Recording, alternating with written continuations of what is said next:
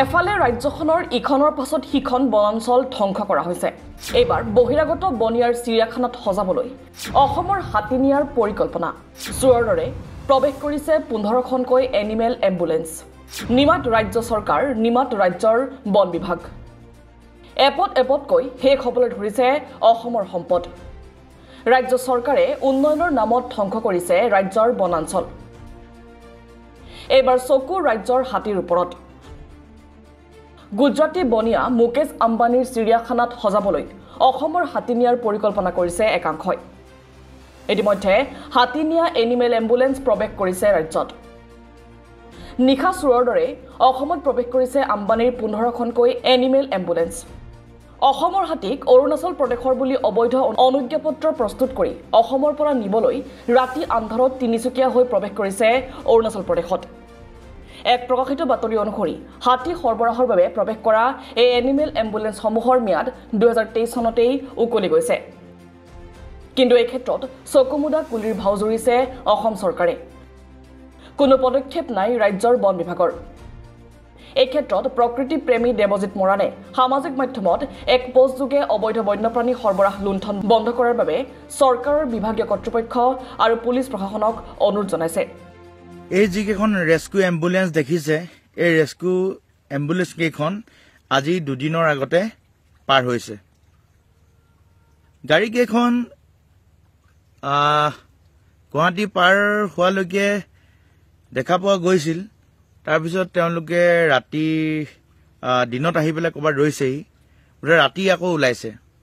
বোধহয় ৰাতি গাড়ী কেইখন পাৰ হয়।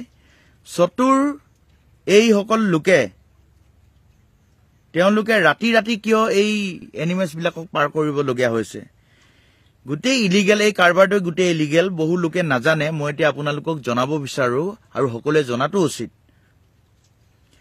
এইবিলাক যিবিলাক হাতী ব্যৱসায় হৈ আছে, এই হাতী ব্যৱসায়বিলাক এনেকুৱা ধৰণে হৈ আছে।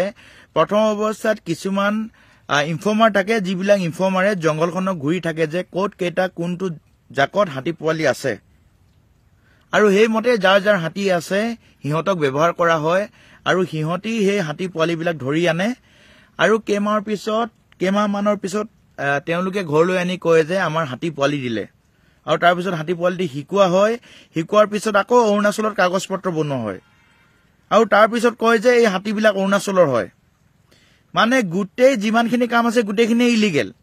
অসমৰ হাতীবিলাক অৰুণাচলত কাগজ পত্ৰ বনাই, ভুৱা নথি পত্ৰ বনাই এনেদৰে ভণ্টৰালৈ লৈ গৈ আছে। অসমৰ বহিৰাজ্যলৈ এই হাতীবিলাক লৈ গৈ আছে। বহুতে কৈছে যে অসমত বোলে হাতীৰ পৰিমাণ বৃদ্ধি পাইছে।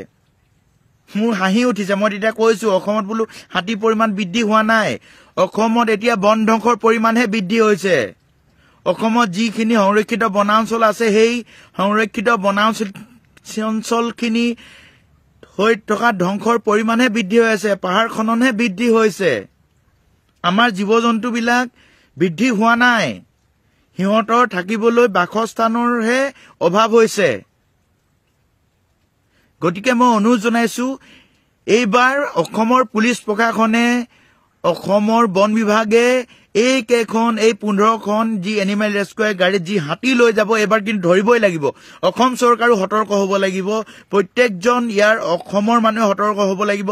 দল সংগঠনে সতৰ্ক হ'ব লাগিব। যিসকলে প্ৰকৃতি প্ৰেমী বুলি কৈ থাকে, যিসকলে ৱাইল্ড লাইফ এক্টিভিষ্ট বুলি নিজকে কৈ থাকে, সিহঁতি সকলো কিন্তু সতৰ্ক হ'ব লাগিব।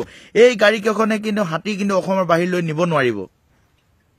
যি হাতী অসুবিধা হয়, বেমাৰ হয়, ইমান দিনৰ পৰা হাতী বেমাৰ হৈ আছে, গড় বেমাৰ হৈ আছে, পহু বেমাৰ হৈ আছে, সাপৰ বেমাৰ হৈ আছে। WTI কিন্তু ৰক্ষা কৰিছে। WTI wild life trust of India কিন্তু বহুতখিনি কাম কৰি আছে অসমত। কিয় অসমৰ পৰা এটা মিছা কথা কৈ পেলাই, বেমাৰী হাতী বুলি কৈ পেলাই, ৰেস্কিউ কৰিছো বুলি কৈ পেলাই অসমৰ বাহিৰলৈ লৈ যোৱা হয়? এনেকুৱা ধৰণৰ ইলিগেল আৰু নচলিব। তো গতিকে সকলোকে সাৱধান হ'বলৈ অনুৰোধ জনাইছো। এই গাড়ীকেইখন য'তে যাতে দেখে সকলোৱে যাতে ৰখায় আৰু সকলোৱে যাতে প্ৰশাসনক যাতে খবৰ দিয়ে, আৰু প্ৰশাসনে এই গাড়ীকেইখন ৰখাবই লাগিব। ইয়াৰ পৰা যাতে কোনো ধৰণৰ যাতে ইলিগেল আৰু নহয়। বহুত ইলিগেল হৈ গৈছে, বহুত ধ্বংস হৈ গৈছে। অসমৰ পৰা এতিয়া কেৱল মাত্ৰ বাহিৰলৈ লুণ্ঠন চলি আছে আৰু লুণ্ঠন নহ'ব। এনেকৈ অসমৰ সম্পদবিলাক আমি ধ্বংস হ'বলৈ দিব নোৱাৰো। এনেকৈ আমি বহিৰাগত বনিয়াৰ হাতত সকলো বস্তু অসমৰ সকলো প্ৰাণী অসমৰ বায়ু পানী জলবায়ু সকলো এৰি দিব নোৱাৰো আনকি নদীখনকো বিক্ৰী কৰি দিয়া হৈছে পাহাৰ পৰ্বত অৰণ্য সংৰক্ষিত বনাঞ্চল নেশ্যনেল পাৰ্ক সব জীৱ-জন্তু বিক্ৰী কৰি দিয়া হৈছে আৰু নহব কিন্তু এনেকৈ কিন্তু চকু অন্ধ হৈ থাকিলে নহব মই সকলোকে অনুৰোধ জনাইছো সকলোৱে ওলাই আহক সকলোৱে সহায় সহযোগ কৰক সকলোৱে একগোট হওক আৰু এই ক্ষেত্ৰত বিধায়ক অখিল গগৈয়েও ক্ষোভ প্ৰকাশ কৰিছে আৰু মুখ্যমন্ত্ৰী হিমন্ত বিশ্ব শৰ্মাক অতি শীঘ্ৰেই এই সৰবৰাহ বন্ধ কৰা আৰু হাতী নিবলৈ অহা বাহনসমূহ জব্দ কৰাৰ দাবী উত্থাপন কৰিছে